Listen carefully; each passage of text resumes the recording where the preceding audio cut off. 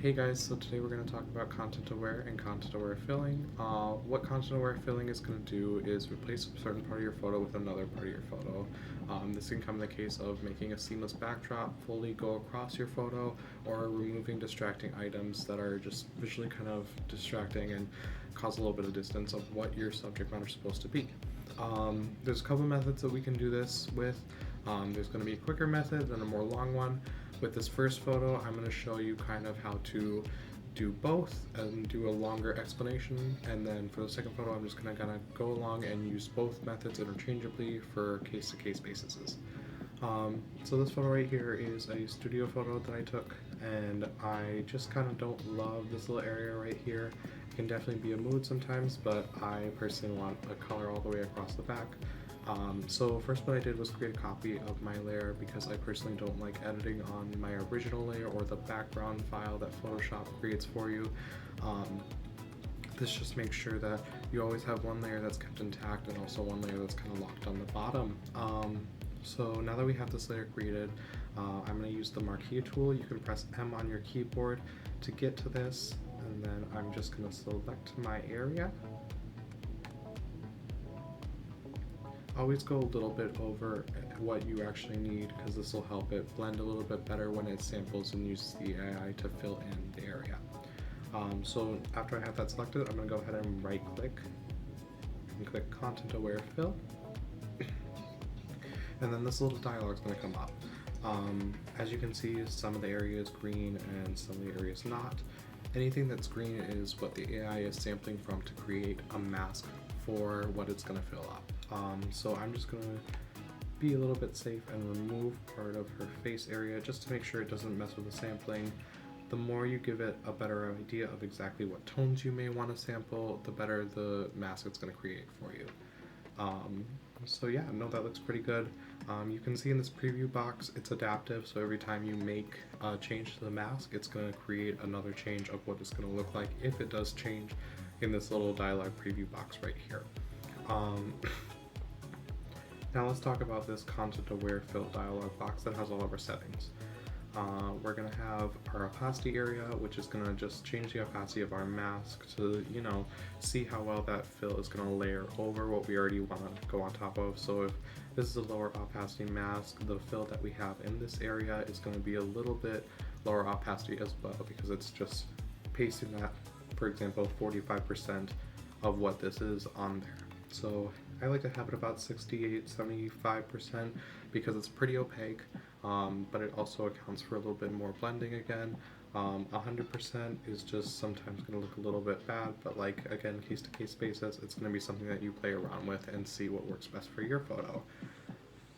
Right here we just have our color area, which is just going to let us choose our masking color.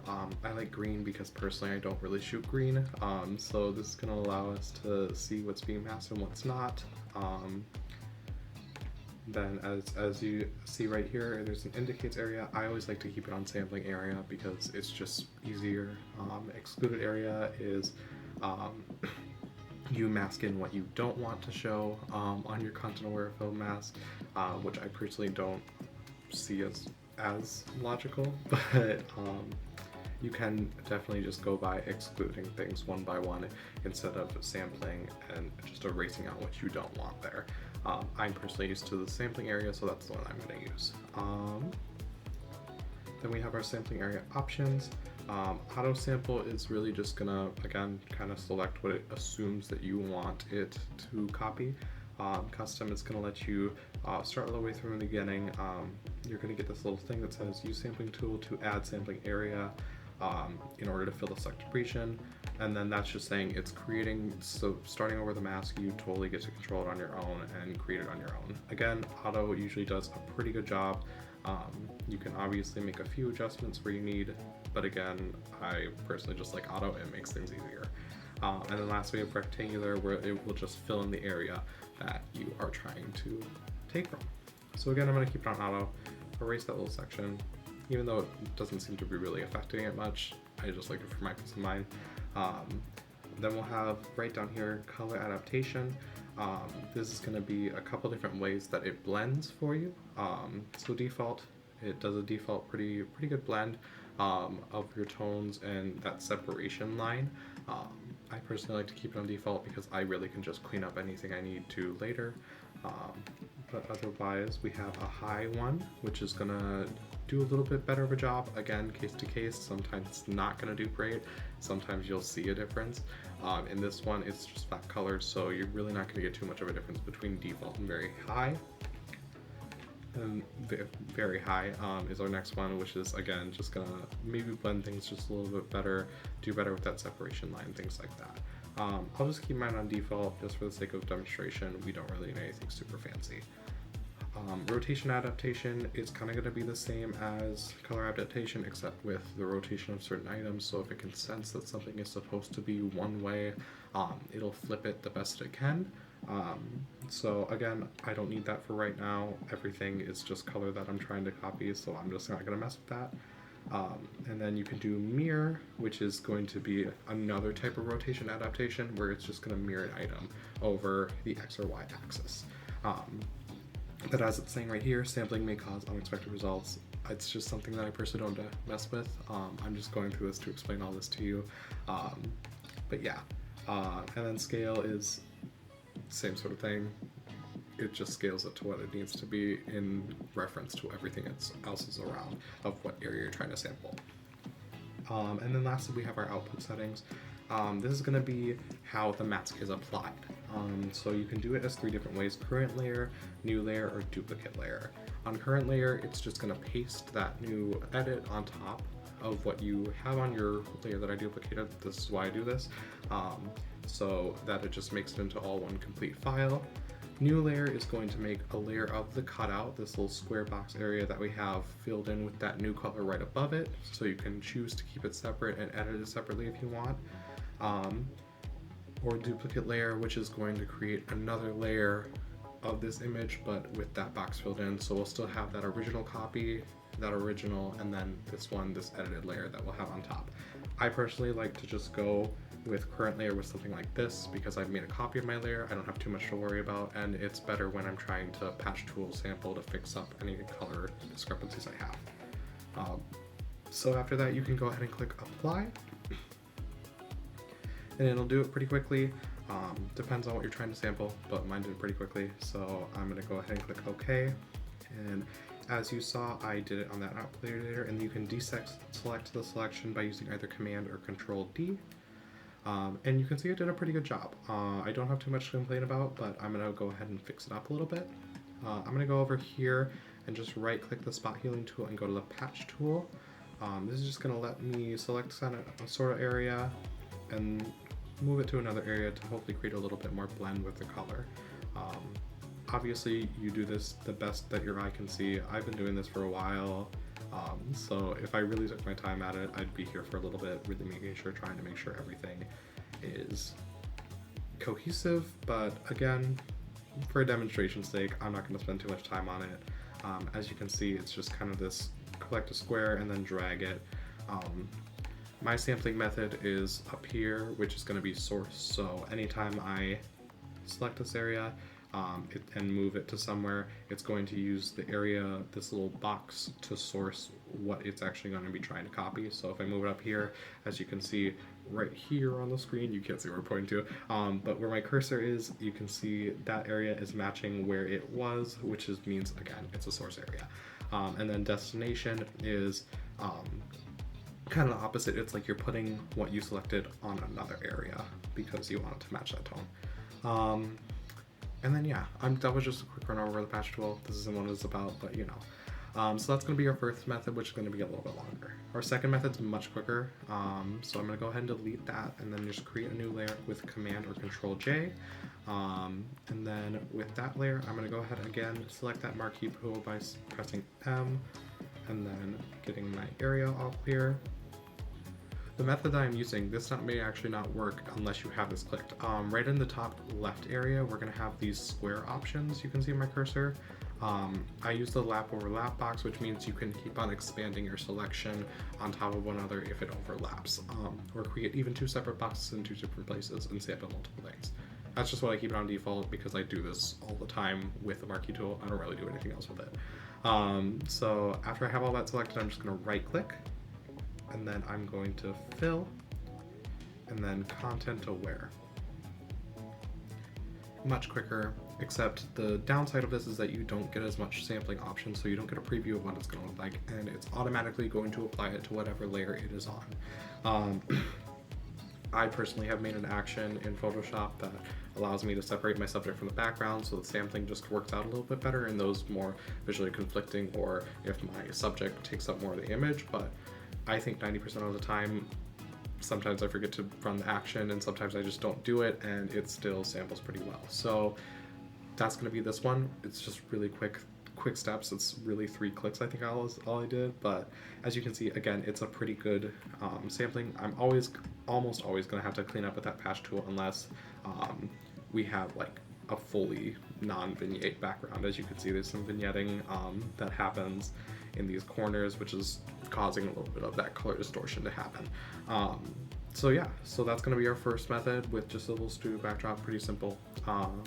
And then let's move on to our second one. So this other photo I have here is obviously in a cityscape, but you see there's like a ton going on. So what my goal is going to be is to definitely take out this light pole back here. It's a little bit distracting, and these buildings are really beautiful. I love St. Paul. And then we're going to want to take out these cameras because, again, really distracting for that marbling. We really like it. We want to keep it in. And then lastly, super easy thing is just going to be taking out this little, I think, steam vent. I don't really know what the word is for it, but I'm going to take that out.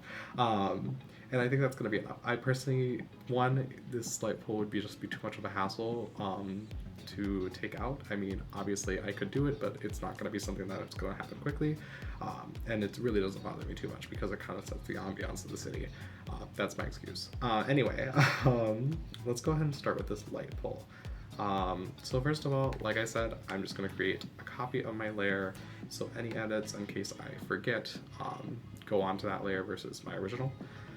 So I'm going to go ahead and use the lasso tool just because it's going to let me do a pretty close selection of what I need.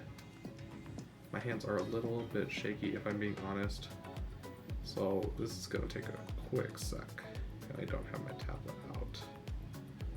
But we're just going to want to do a quick little outline. I'm going to stop at this fence line just because I think it's going to mess that up if I try to do it.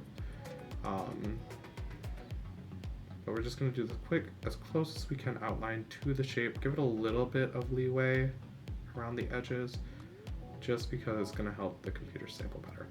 That might mess up on that corner, but it's fine. Anyway, so now that I have this selected, I'm going to go ahead and do that right click again. And this time I'm going to use the content aware fill method just so I can preview what it's going to look like and mess with the mask a little bit. So I'm going to go ahead and just remove all this conflicting information that isn't relevant to me copying the building.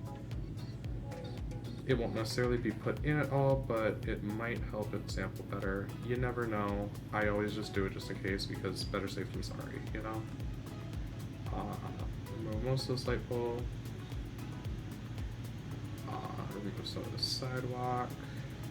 Sorry, my computer's getting a little bit loud here. And then remove that fence line. And I'm going to go ahead and let that sample.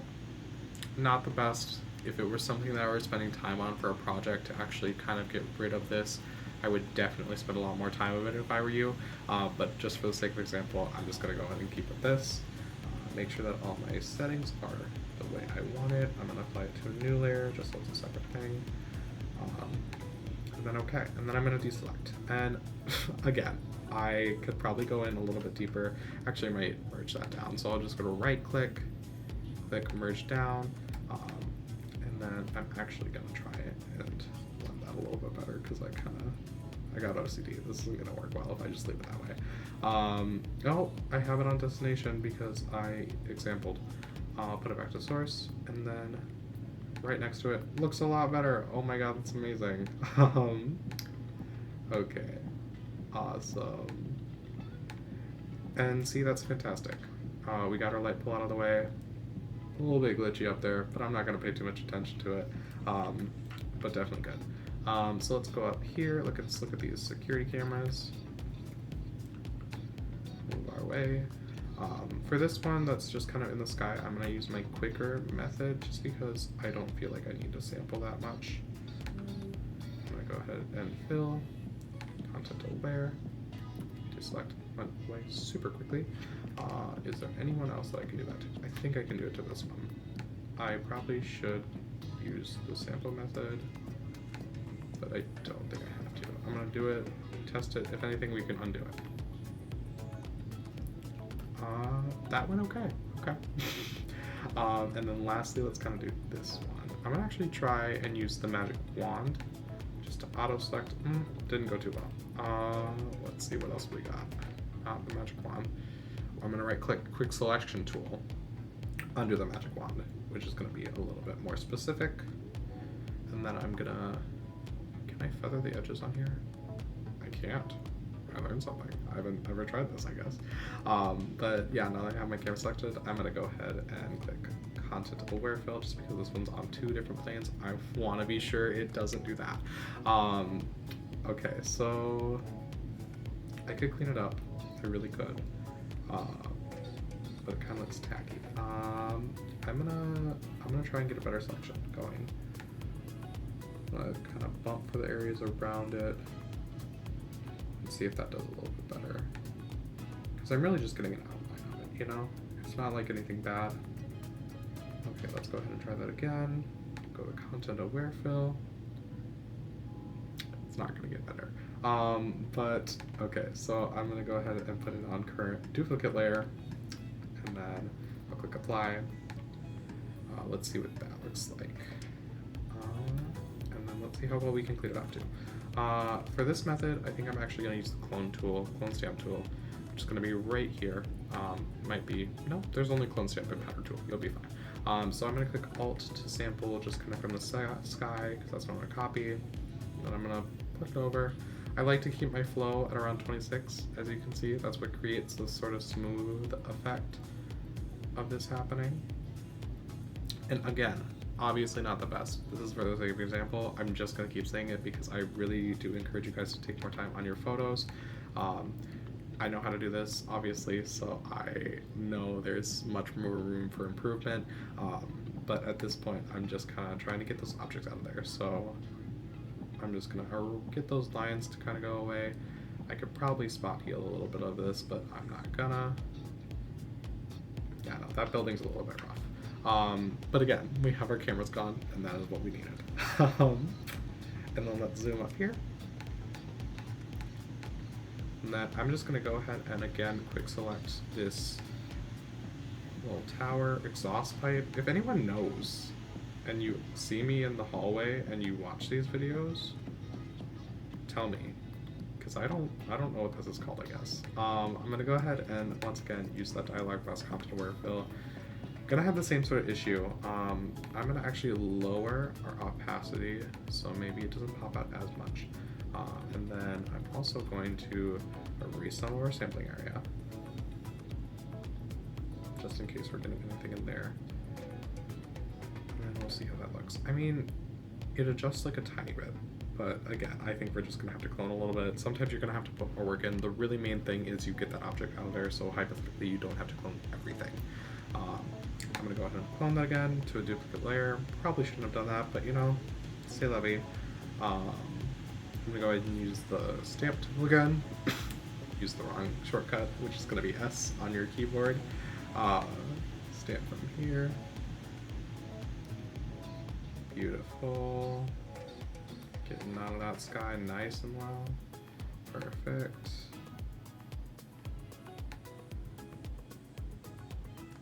And then we almost got those outline gone. Beauty is that you have to do this only to an outline and not a whole object. And that is the dream. And there we go. Let's see. I'm gonna delete a couple of these layers because they have.